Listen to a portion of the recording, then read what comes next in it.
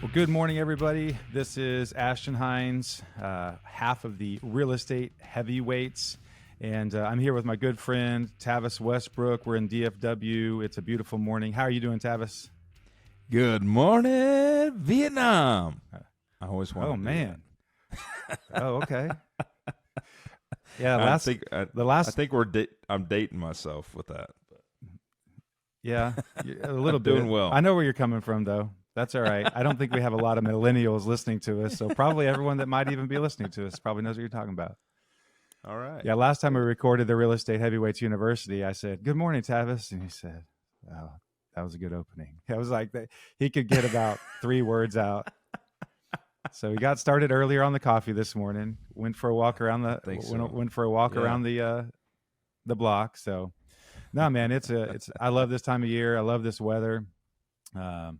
I was actually thinking yesterday, I was like, man, football season's almost over. I feel like I haven't really even gotten to enjoy it because I always say that this is my favorite time of the year. The weather, love football on TV, love, Thanksgiving and Christmas and all those sorts of things. And like, man, we're rapidly, closing in on all those. And then it's going to be on the other side and I'll be looking forward to next year. So I'm trying to sort of enjoy it a little bit and slow down a little bit. So why don't you give us a little bit of an update on how you're doing? For those of you who are first-time listeners or you don't pay attention, I'll just give you a brief rundown.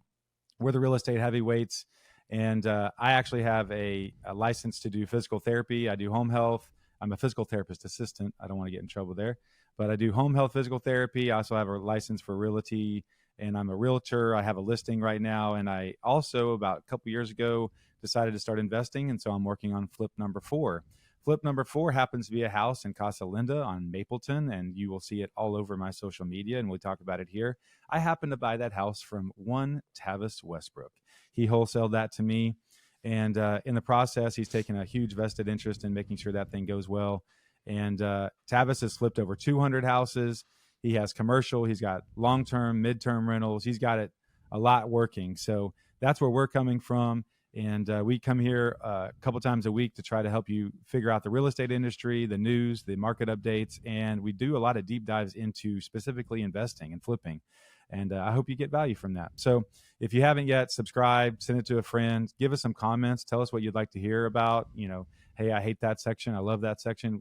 That all matters to us right now. We'll definitely take it to heart. So this isn't some chemistry set that you can go buy off the shelf and mix here, mix there, and it works out. Like we're trying to figure it out on the fly, So anyway, give us a little update on how your projects are going, Tavis. I know you've had a little bit of movement on one of your midterms this week. Yeah. So things are well. They're going well. They're our leads are down a little bit. Acquisitions are still struggling. We still need to buy some more stuff before the end of the year. We did successfully do the Wiley project we talked about, I think, last week, and got it under contract, and we're pending, so we should be closing that, I think, the Monday after Thanksgiving. So all is good on that side of that deal. But trying to get some more, obviously. So if you guys out there listening are looking to push some deals, or you have some situations, whether it's friends, family, network, etc., that are looking for, exploring options and selling their property as is, and think that it might be a fit for an investor, I'm happy to go take a look at it. So, but midterm front, we're actually vacant right now on 2 of them. It's a weird business sometimes. We had 2 pretty much committed and ready to sign contracts. Actually, one of them, I prepared the contract and sent it, and they wanted something sooner. They wanted something like 2 or 3 days before I could have it prepared and ready for them. And the majority of my tenants in that field are people that have been displaced from their home due to insurance. And that term is called alternative living expenses, is what it's categorized for on your insurance policy. And so what that does is it allows people that opportunity. A lot of times people go to hotels, they might go to an extended stay type of situation, or maybe they go to a one-bedroom apartment that's furnished and allows them to live in that home temporarily while repairs were being made to their primary residence. So that's the premise of it, and we host a lot of families in that situation. What you come across, though, is people get impatient. And so, for instance, one family this weekend, I hit them up on Saturday and said, what time am I meeting you Monday? They wanted to take possession Monday. We had already talked to the placement company and everything, and they said, oh, sorry, we got keys to another place today. So it's like, oh, wow. Like, okay, here we go. So anyways, we're vacant coming into next week. So I doubt if I'll ink anything before Thanksgiving, but you never know.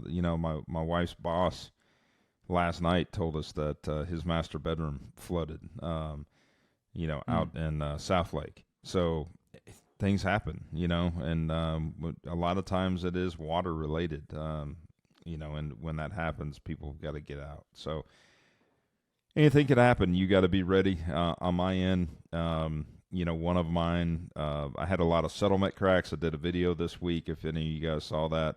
And it looked way worse than I think it was. But, we've talked about it before with plumbing saturation under the home dries out. And it was left with a lot of sheetrock cracks. Anyways, they came in, and I was able to shoehorn my guys in this week to do all of the texture and drywall repairs, and then get the painter in there yesterday. So that's wrapped up. And so I was happy to be able to do that after these last tenants moved out. But like I said, it doesn't make money when it's vacant. So, but that's part of the journey. When you're dealing with this kind of thing, you have to expect and prepare a build-in vacancy with midterm rentals. But we'll talk about that a little bit more in the show. Ashton, what do you want to talk about next?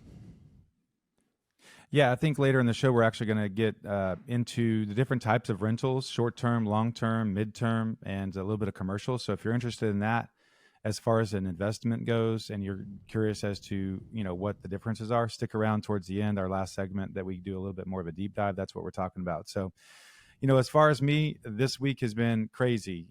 Tavis talked about his painters going over there and needing some sheetrock work. Well, a lot of times we're sharing folks, and it has been this week has been an exercise in patience and becoming sort of a therapist for some of our folks, because this week is, for whatever reason, at least three of the big trades have lamented on their ability to find good workers this week. And so they're down, guys that can come out and do a good job. They're scrambling. They've committed to certain things. They have timelines. They've got to be over at a house in Plano to start tomorrow. And they thought they were going to be at my house today, but now the flooring guy's running long. And if all the dominoes need to fall in place to make it work right, all the dominoes got kicked over by some dog walking into the room this week, because they just scattered.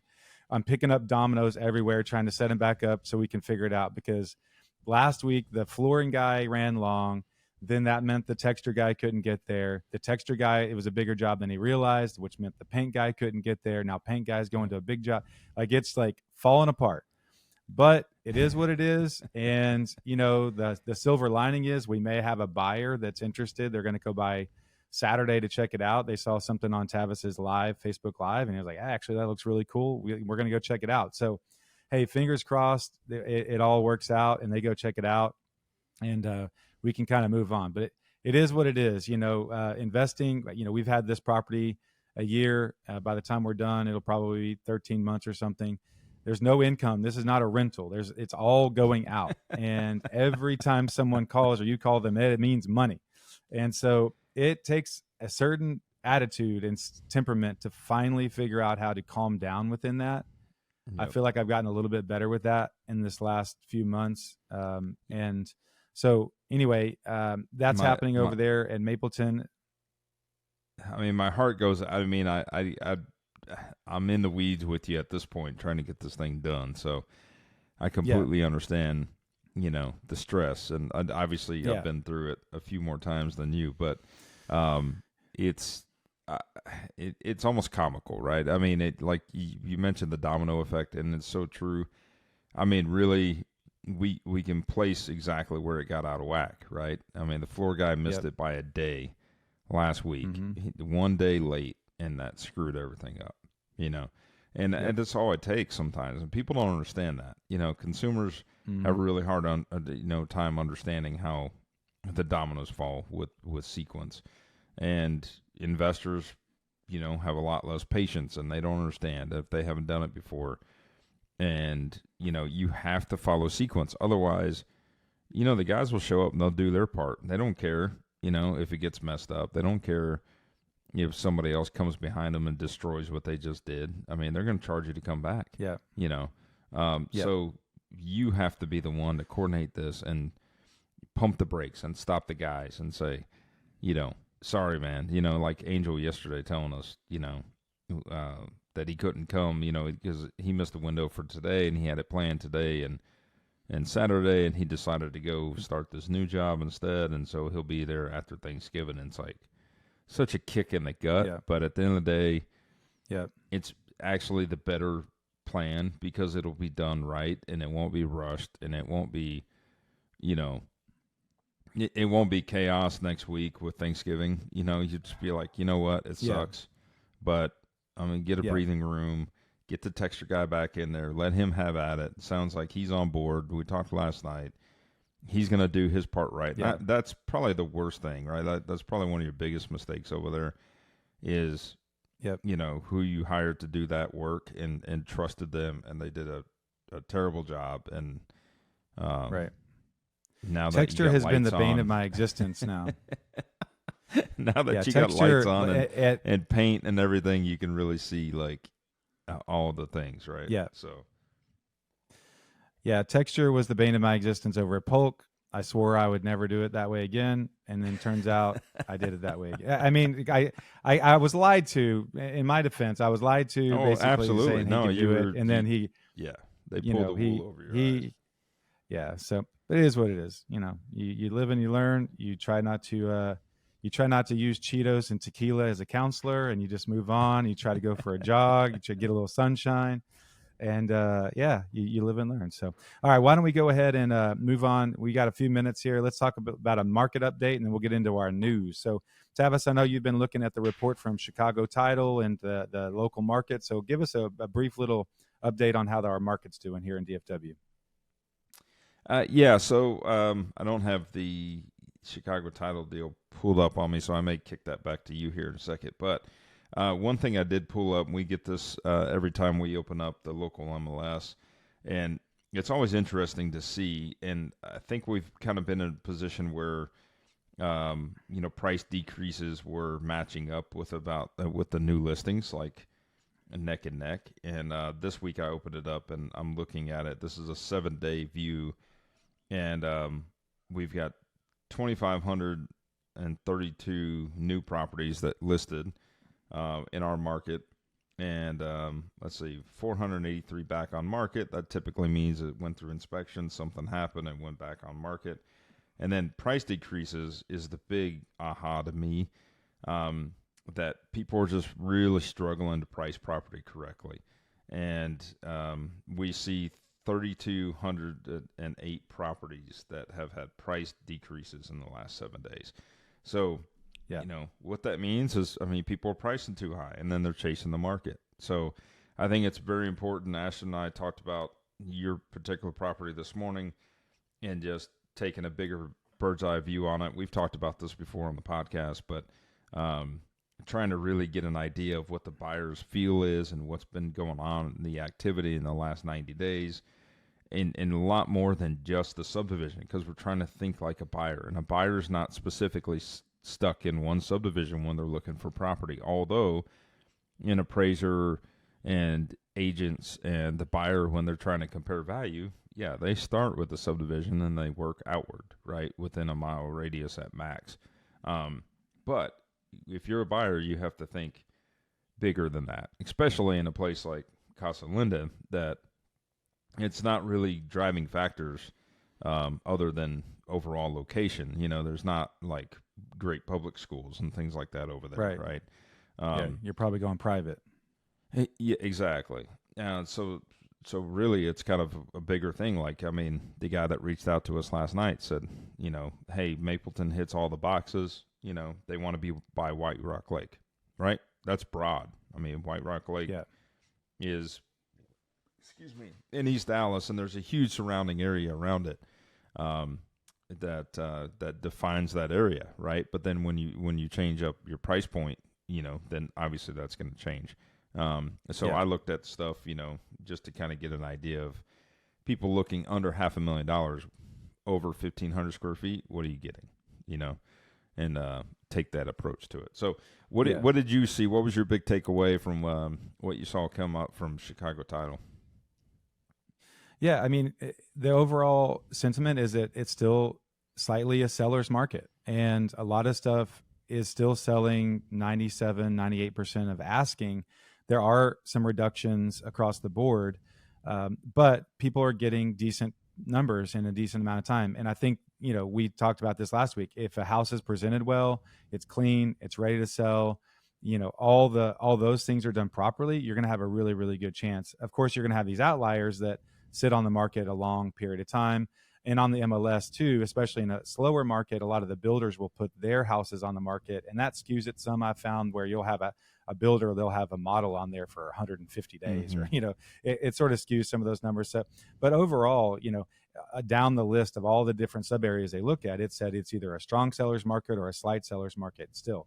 So that gives the sellers somewhat of an advantage. If you're out buying out there, there's just not as much inventory to look at. And so if you have a specific area that you like and you find a house that you like, you're probably going to have to come with a decent offer. That's not this, hey, just throw a number out, I'm sure they'll take it. It's not that type of market. But it's been like that for a while. And I think hopefully slowly people are becoming more aware of that. And I think whenever we transition to news here in a second, that it will be interesting to see how the next year plays out from a market standpoint and as a realtor standpoint. So are you ready to go ahead and dive into the news, and we can talk about some of the stuff that's been happening in our career in the national news? Let's do it.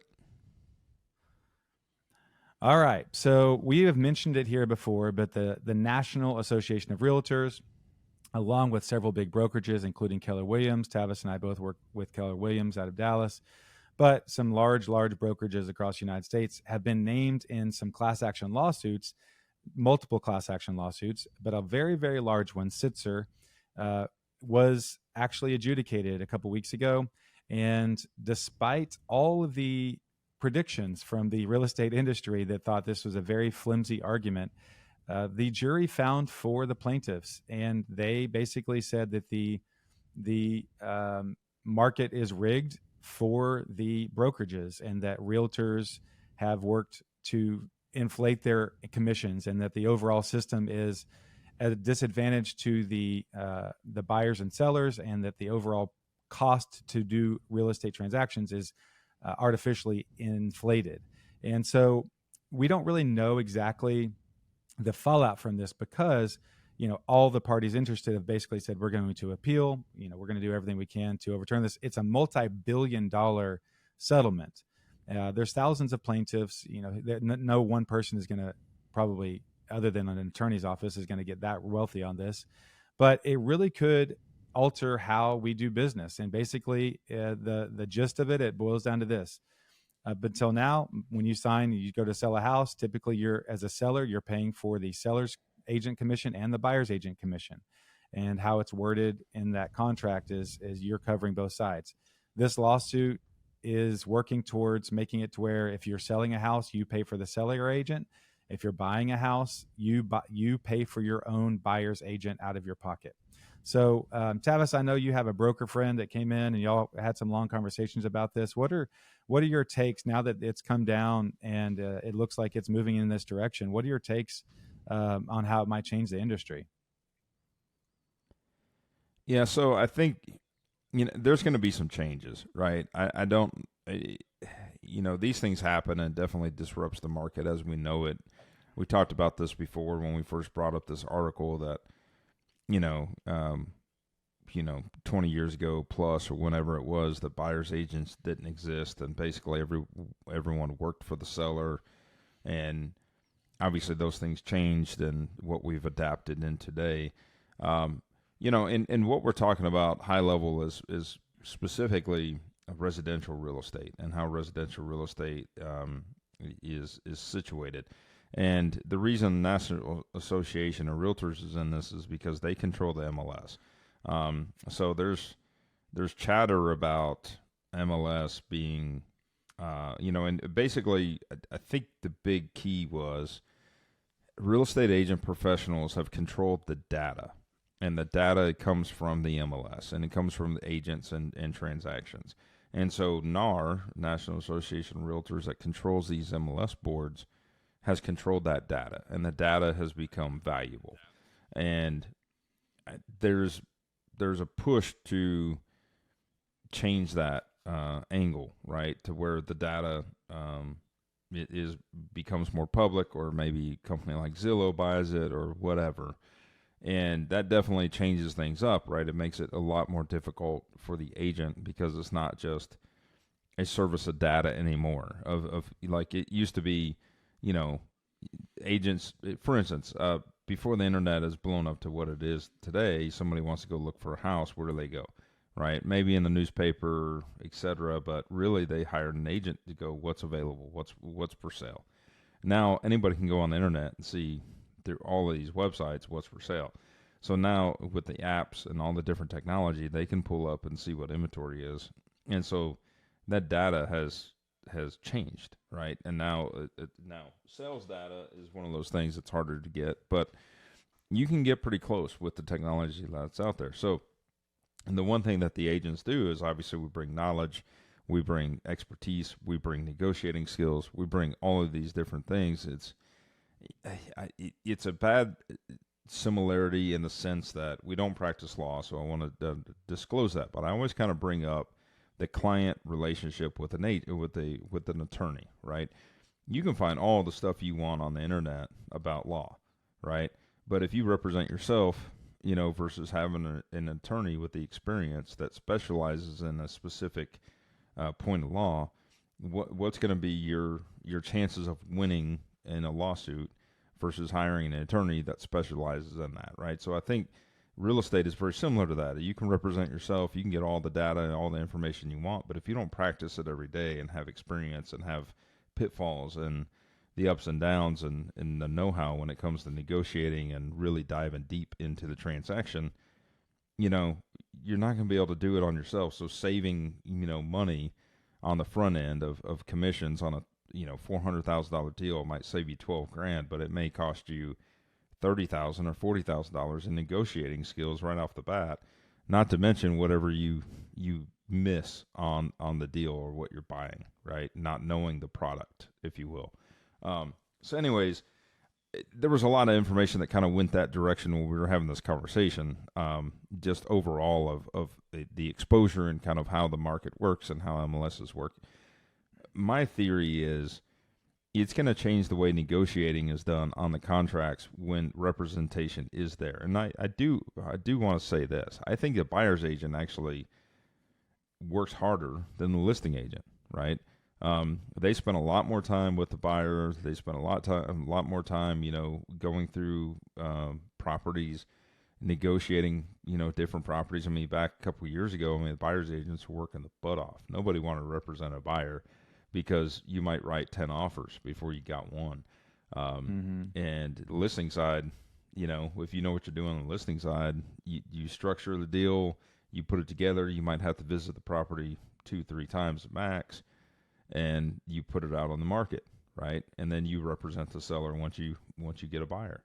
So anyways, all that being said, it's kind of like looking at the transaction of the deal. The benefit in the past has been that, at least in our market, when we list a property, we state what we're willing to pay that buyer's agent. So the buyer's agent knows ahead of time kind of what their commission's going to be. It's not really talked about once it's negotiated in the contract. It's basically, it's already assumed that they're going to make whatever the MLS advertised, okay?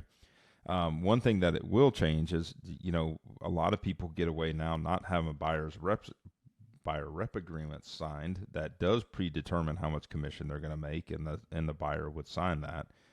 A lot of times people don't do that because of the way that our structure is now, but that will change, I believe.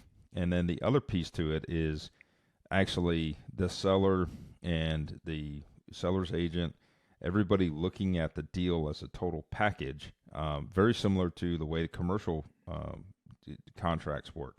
So commercial contracts work typically start with a letter of intent, and short name is LOI, but it starts with that. And it's basically a proposal of saying, hey, this is my buyer. This is what they're willing to pay for this property. Here's the terms of this. Here's the terms of that.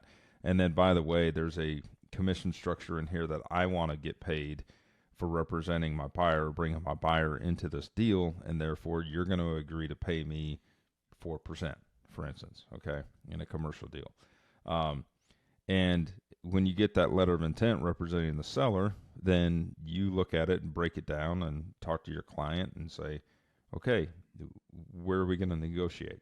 And if you decide that, hey, you don't want to pay 4%, then fine, you can counter that, right? And that changes those net numbers to the seller.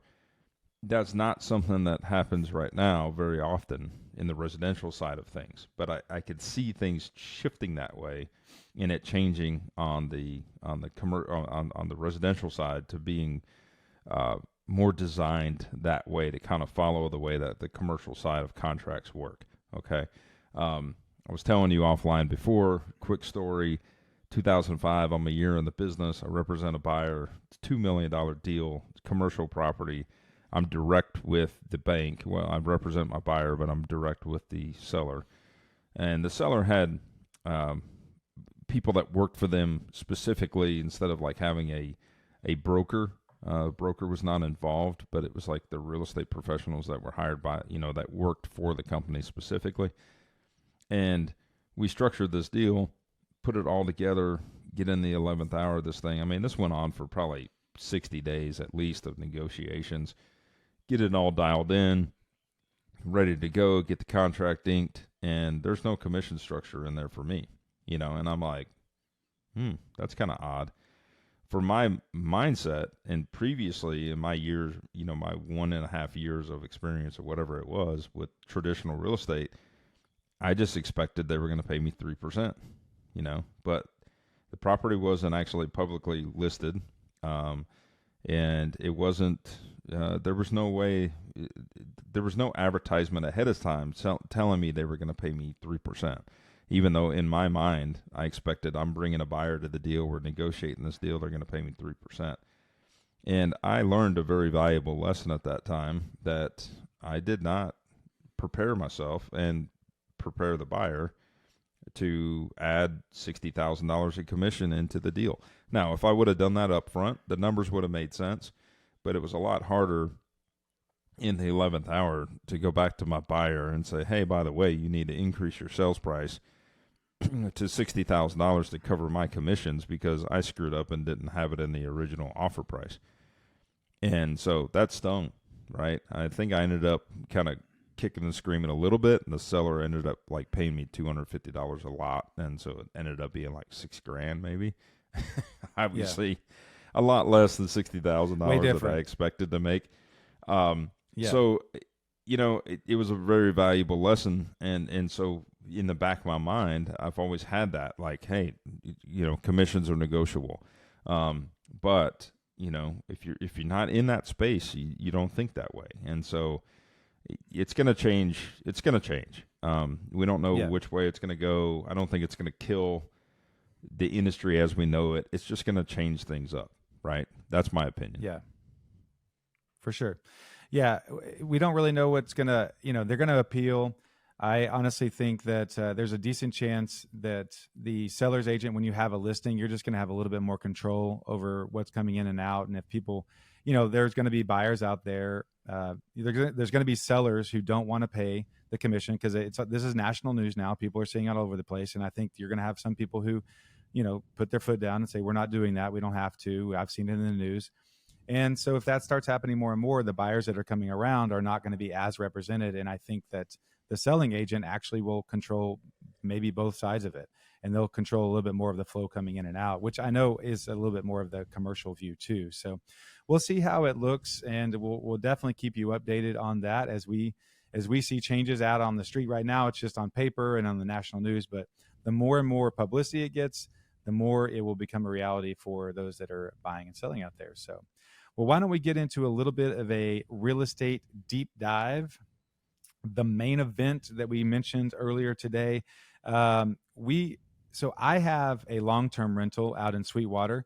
I purchased that from one Tavis Westbrook, and he has a midterm rental. My sister and her husband have a short-term rental in Austin, and Tavis has a commercial building. So, we have some personal experience with all these versions. So let's just do a brief rundown. We've got about 4 or 5 minutes here. Let's just do a brief rundown. If you're looking at investing in real estate, let's talk about the different pros and cons of maybe a few of those. I know from the perspective, probably your highest upside is your short-term rentals. If you're in a really good area, I have a buddy that he has a bunch up in the Smoky Mountains. I think he's got 8 units up there. That is a defined short-term rental vacation area. If you think about Florida, Broken Bow, Orlando, stuff like that, that is people go there for vacation. If you can find a cabin or a house there, destination type stuff. The pros about that are the cities have probably already decided that this is okay. You go into a Frisco, a Plano, something like that, and you do an Airbnb in the middle of town. A lot of those towns are starting to come up with rules that are making it more difficult there. They're either going to start taxing it, they're going to make it more difficult. But if you're in an area that is already determined that this is a destination, a vacation type spot, you're probably not going to have to deal with that. The upside, if you have a really good rental, is probably really, really good.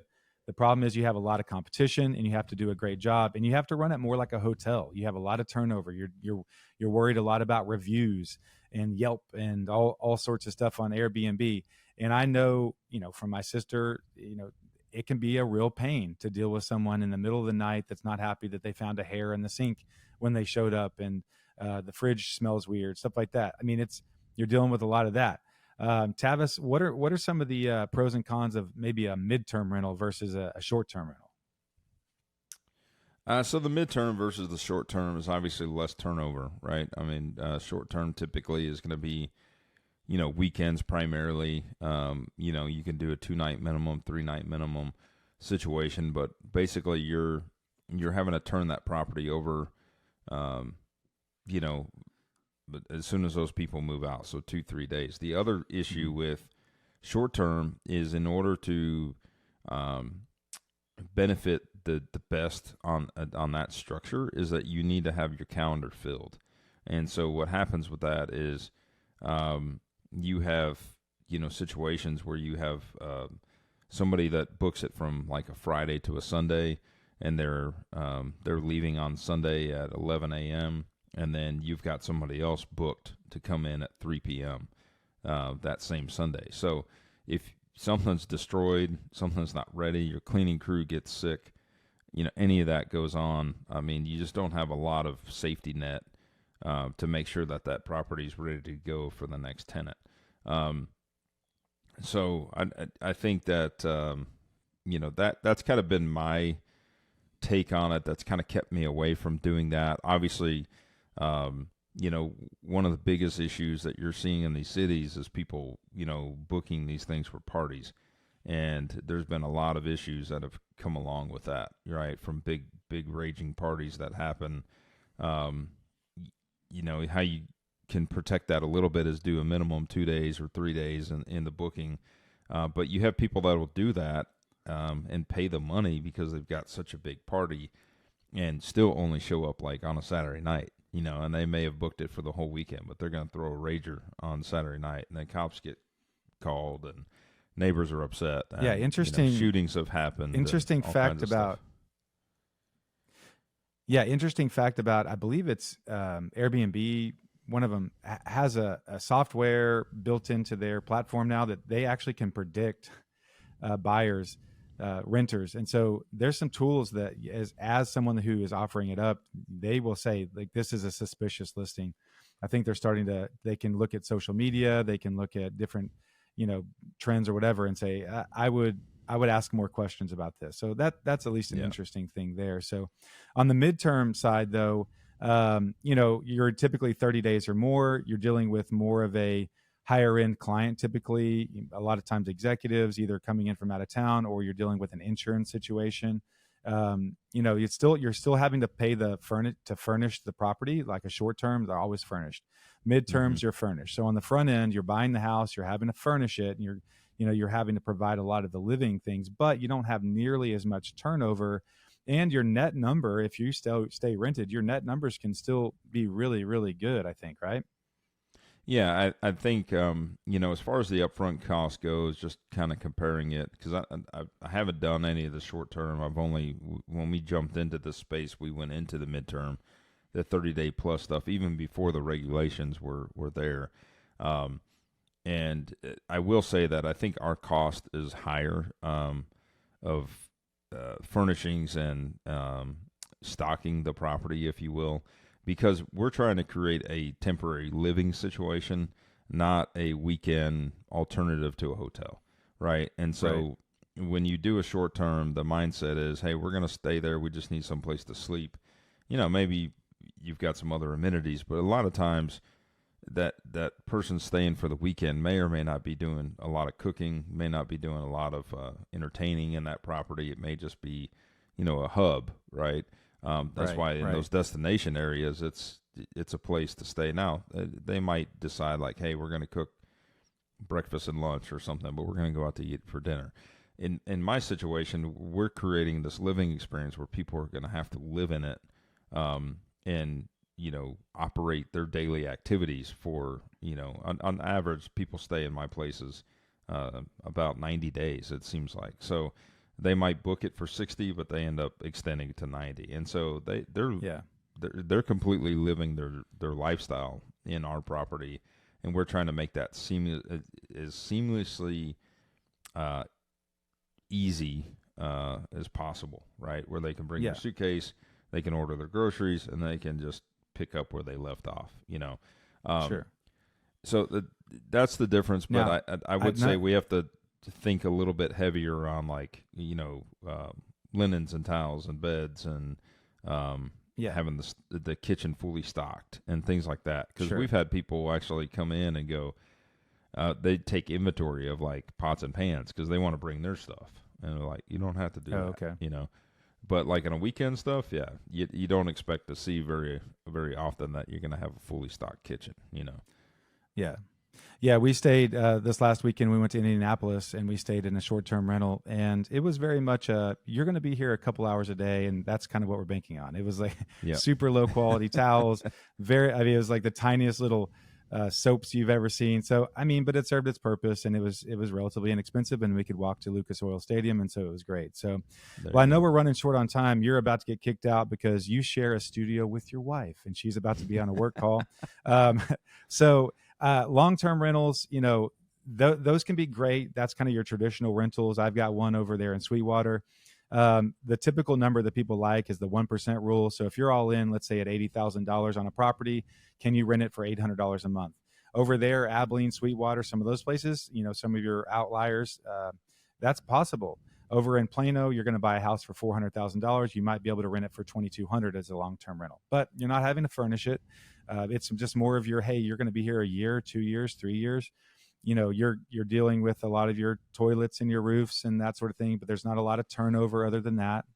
And so it's kind of it's sort of like, what are you built for? Do you want to have the upside, but you're willing to deal with more of the day in and day out, complaints and do more of the social media? You got to keep that property up tip top shape. Or do you want to kind of set it and forget it and hope they kind of forget that you're the landlord and they just live there and send you checks? That's the long-term way. You're not going to get rich overnight for sure, but you're riding that equity increase. They're paying down your mortgage. You can still, front load the depreciation and, get some tax benefits. So, a lot of people, that's what they want. They want to stack those doors where they're getting $50, $100, $300 a month, just net, just putting a little bit aside, and they're grinding it out and they like it that way. because they're not having to deal with the turnover and acting like a hotel. So there's definitely some perks to that, but it is a long game. That is a slow way to get rich, but a lot of people have done it for a long time. And if you can just be okay with being boring, you can do really, really well with long-term rentals. Yeah, I would agree, Ashton. I think that just to wrap this up, I think it's very difficult right now to make cash flow numbers work in the long-term game and in our general area. Like you said, places further out, workforce communities and things like that, where you can buy the property cheap enough, will work and get closer to that 1% rule, but it's getting very, very, very difficult to make that happen. So, I think people like myself that have had 12-month term rentals, long-term rentals, my very first house I ever bought in 2001, we still own it today. So obviously, if you've got properties that you've owned a long time like that, they do really well because it's a long time game. And we're really happy that we have those in inventory, and they cash flow and they have lots of equity and all of that good stuff. But as far as, people acquiring properties today, that model is getting very difficult to make heads or tails of it, and interest rates are so high. So it makes it very tough. But it still can be done. There's still money to be made when interest rates eventually go back down. Prices are going to go up through the roof again. So, again, accumulating wealth through long-term holds is really where it's at. And when you talk real estate, Yep. So, as far as investments go, typically long-term, they say that the best time to buy it is yesterday. The second best time to buy it is today, because in general, the market has moved upwards. You can rent. There's a lot of tax benefits. And so, jump in there, find a market that works for you. And if you have any questions about investing in that type of rental, please reach out. If you are interested in flipping and have questions, please reach out. If you have a house that you cannot imagine being on the MLS because there's foundation problems, there's paint problems, there's whatever, you don't want to fix this up, please, those are the types of houses that Tavis and I are looking to flip. Tavis is looking to buy right now. So he could come out, give you a good number. If you're an agent and you have a client that you're having a hard time selling something, or they just don't want to do all the work to get it ready for the MLS, please give Tavis a call. We're looking for another flip to get interested in, go do, film, talk about, so we're always looking. So Tavis, give them a quick update. I know they can find you on Instagram. A lot of people follow you on Facebook. Tavis Westbrook, you did a live last night. That's where we got our potential buyer. So go find Tavis. It's Travis without the R, Tavis Westbrook. He's got Tavis Westbrook Designs. You can Google him, find all sorts of stuff about him. Me, I'm Ashton Hines. I'm the Dallas real estate guy. So come find me on Instagram, Twitter, and all that sort of thing. And if you have any questions, want to reach out, please do that. Please like and subscribe, share this with someone, and we would love you forever for it. We'll talk to you next time.